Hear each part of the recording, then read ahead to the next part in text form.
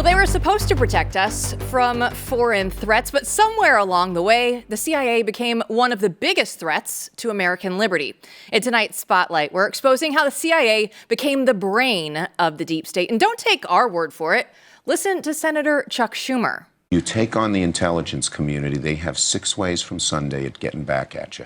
So even for a practical, supposedly hard-nosed businessman, he's being really dumb to do this.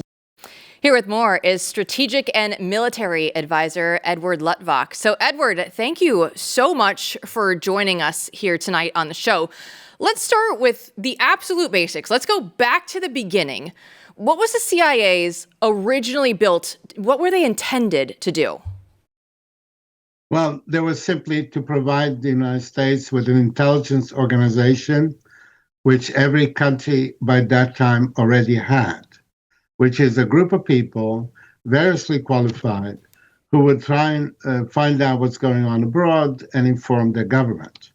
But I must tell you right away, not to cause some incident on this program, that from my point of view, the horrible problem of the Central Intelligence Agency is its failure to collect intelligence about foreign countries.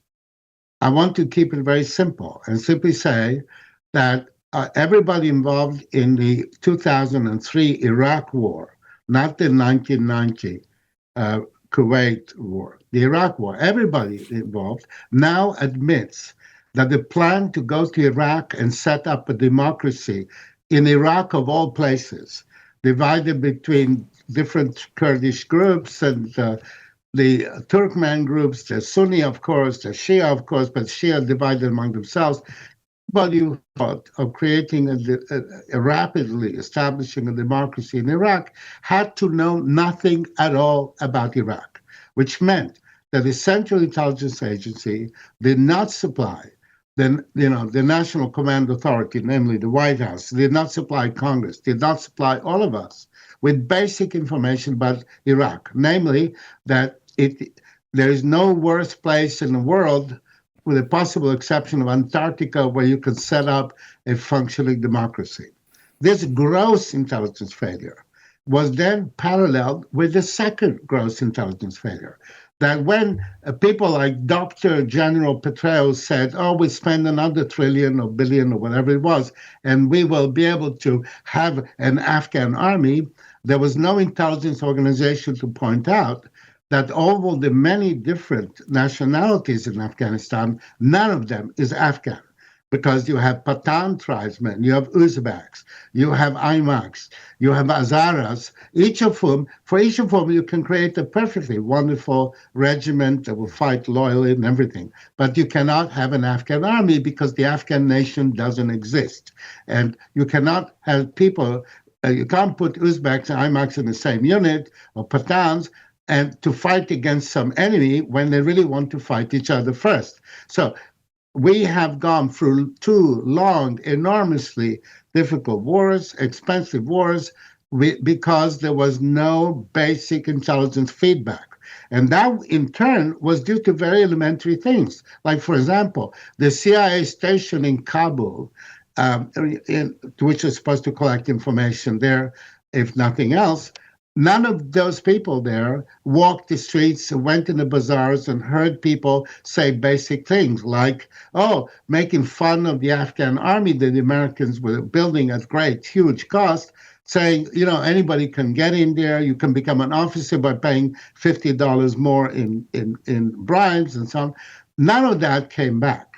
So much so that an American citizen who was not powerless, because he was Vice President Biden, a person whom I'm very willing to criticize for 10 different reasons.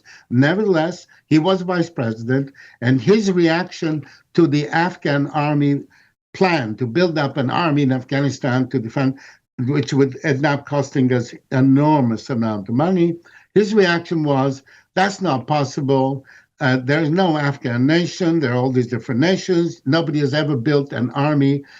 You can build the French army, Portuguese army, you can build the Pathan army, you can build an Uzbek army. You cannot build an army made up of 10 different nationalities that happen to hate each other and kill each other on sight. So when he said that, Vice President Biden, Obama preferred to listen to the generals, Dr. Petraeus, General Petraeus, and so on, and ignored Biden. It was a convention in the Obama White House that Biden is an idiot. And the White House staffers would go to Georgetown dinner parties and make fun of whatever he said. Well, some of the things he said was 100% correct. He said the Afghan army is a racket run by President Karzai and his 7 brothers. He had more than 7 brothers, but at least 7 were involved. So he, vice president no less, gets zero support from the agency. Why? Because the agency doesn't actually know anything about Afghanistan. Why is that? Because to start with, they don't speak the languages. Don't speak the languages. The CIA has been recruiting American citizens on the basis that they're very easy to clear, to find out they're not spies. And how do they do that? By establishing where they spent every day of their lives and whom they met and who they talked to. So they end up hiring people born in Utah, went to college in Utah, married in Utah, and then, having been brought to Virginia to Langley, then they send them to foreign countries and expect them to have a good feel and to understand and, of course, to know languages. So they don't know languages. They just don't. When you ask them, and you say, how come you don't know languages? Oh, we have language officers. That is, back in Langley, there are a number of people with a linguistic or academic background who are language officers. But the language officer is not the one who walks in the streets of Kabul and can overhear people in a bazaar making fun of the latest joke about the Afghan army. Now, I myself, not because of any accomplishment of my own, but simply because I was born in Transylvania. Then I went to school in Sicily. Then I went to England. I was volunteered overseas. I've operated as a military consultant in many countries. I guess I speak maybe 7, 8 languages at some level, of course, some good, some not so good. I can read 3 or 4, but definitely if I'm walking in a bazaar in Kabul and I overhear people talking, even though I do not speak any of the Afghan languages, the only one I can understand is Uzbek because it's Turkic. And, anybody who can't learn a Turkic language in a week is an idiot. I mean, Turkic languages were made for that purpose. I'm serious. The Turkic language of India is called Urdu. Urdu comes from the Mongol word for camp. What was the language? It was the language they needed for all the soldiers of the Mughal Empire army that came from 7 nationalities, a common language they should speak together. And therefore, it is a very simple, rudimentary, and practical language. Now, Urdu is an example of the sort of language that the CIA should have 80 people can speak of. But the last time I went and talked to the National Intelligence Council, where there were 50 Middle East analysts, I started off by saying, since we're all Middle East analysts, why don't we do this in Arabic? Promptly, hands went up and say, I don't speak Arabic. So I then turned around and said, how many of you do speak Arabic? And there were about 6 people out of 50. Wow. Then I said, what about Farsi, the language of Iran, a country that we've been tangled with for years? And then 2 people raised their hands. Now, I did not test the 2 people. I did speak to a couple of these people who said they knew Arabic, and one of them did, because he actually was a Melkite from Lebanon. So in other words, my concern with the agency is it doesn't do its job of telling our leaders what Iraq is like. And if you go back to it, you'll realize that the United States entered into Iraq to establish a democracy in a country riven by the least suitable, did it actually with less research than an average American who likes snorkeling or scuba diving does before choosing a destination where to go scuba diving somewhere in Caribbean, Seychelles, Maldives, whatever it is. Yeah. The average American who travels to these places does a certain amount of research. Right. And you want to establish that the coral is in good shape and this and various things. The CIA's information about Iraq before we invaded was not as good as that. Now, therefore, the people who wanted to bring us into Iraq, all they had to do was a very simple job, to keep out our former ambassador in Baghdad, who had lived in Iraq, at least as an ambassador, and maybe the previous one, and the consul general in Mosul, and maybe the previous one. Those four people were American citizens working for the government who knew something about Iraq. And when you went to them and say, what do you think about the project of establishing a democracy in Iraq? They would, depending on the humor, they might burst out laughing or might say, and tell me, are you going to be selling ice in the Arctic anytime soon? And things like that. It was a most absurd project. So how do we get here? I mean, so you're giving an incredible account of just, this is very basic. I mean, they don't do the job of gathering intelligence, and they don't provide that information to American leaders. So let me ask you, I mean, if I'm a man on the street, I'd ask we got there, if I may interrupt you, simply because they were obsessed with security. And if you hire only people who have lived in one place all their lives and never met anybody, then you don't have to investigate any connections they might have had. The young American who is interested in foreign parts, who travels around and makes friends, maybe picks up a boyfriend, a girlfriend, or whatever it is, and this and that, they will not get a security clearance. In fact, my own assistant was denied the security clearance because he was an American woman who was in Iraq all by herself and all that stuff. And they asked her, how come you speak two of these different Kurdish languages? She said, well, I learned one in school and the other one I went to Paris and I met the Kurd who spoke the language. Very nice guy. I lived with him a couple of years. That's how I speak the Kurdish. Immediately, it was interrupted. The interview was interrupted. We cannot clear you. Goodbye. And this same person, a few years later, became an assistant secretary of state. Same individual.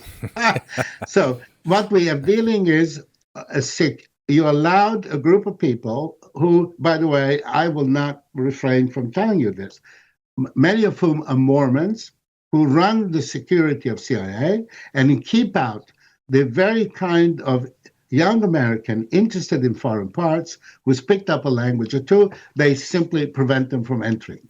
So what we have here is a select, you understand, you prioritize security to the point where you only bring in people who have no foreign experience. And then you plunge them into foreign parts and you expect them somehow to be adept.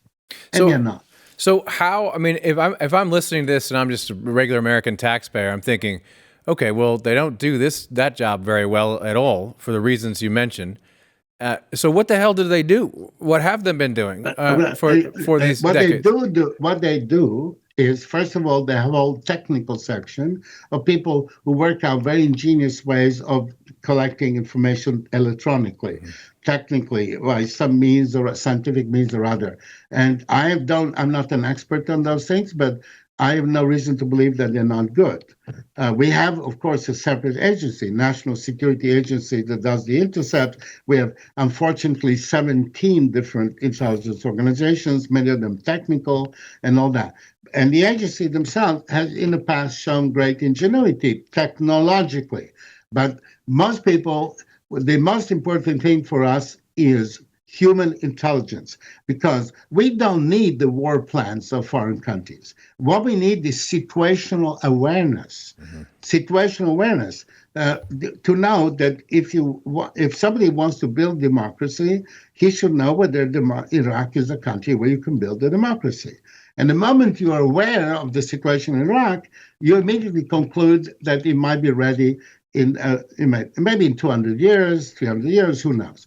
Now, I testified before the Senate Foreign Relations Committee just before the war, the 2003 war. And I said, it's not possible to establish a democracy in a country where you have different religious and ethnic groups that truly want to kill each other. You can't do it. It's like the United States on the eve of the Civil War, etc. So when I testified, the administration witness easily defeated me because they said Dr. Luttwak is a racist. Why? Because I said that the Iraqis are incapable of democracy. And now there should have been somebody else at that hearing, somebody who is the intelligence expert on Iraq, the head of the Iraq office. But he was not there. And if he had been there, he wouldn't have known anything because he had never been to Iraq. He has no feel for it. He doesn't know the difference between, a Turkmen and a Kurd and things like that. So this is a fundamental problem that we have. And in that regard, the State Department is much more knowledgeable about the countries with which we have diplomatic relations. Since we don't have an embassy in Iran, we are not getting that feedback. And by the way, the Central Intelligence Agency, unlike other intelligence agencies, only operates in countries where there is a U.S. embassy. Now, they do have a whole undercover group that they're very proud of, but they operate in countries like France or Poland. They don't step foot in Iran. They don't step foot in any country where they might be arrested and locked up, which means, for example, that in China, they try to operate out of embassy. You know, it's kind of farcical. They try to sneak out of the embassy to meet their contacts. Of course, any Chinese who works becomes a source for them. Operating out of embassy gets picked up and executed, but and so on. There's a refusal to accept that intelligence means having a real ability to be in societies, to live there, and they don't. The CIA has no personnel in Iran. There's nobody in Iran. This is a very important thing, not because that person fails to reach the presidential office and get hold of the document from the desk of Khamenei or something. No, because when you don't have anybody in Iran, it means you cannot take advantage of the people you can recruit. For example, an Iranian doctor from Isfahan is visiting Frankfurt. In Frankfurt, very safe, the CIA can be in Frankfurt. You pick him up in Frankfurt, and he has a son in the Revolutionary Guards. He has some intelligence and so on. But if you don't, and he says, I'm a doctor in Isfahan. Isfahan is a big tourist city and so on. If you have an undercover person in Iran, he can at least go to Isfahan and look up to see if there's such a doctor as Fandari in Isfahan. And then you can validate the source, that at least that there's a possibility that he really is a doctor, that really has a son, is a result. As it is, having nobody to check, you cannot validate even the sources that you recruited abroad.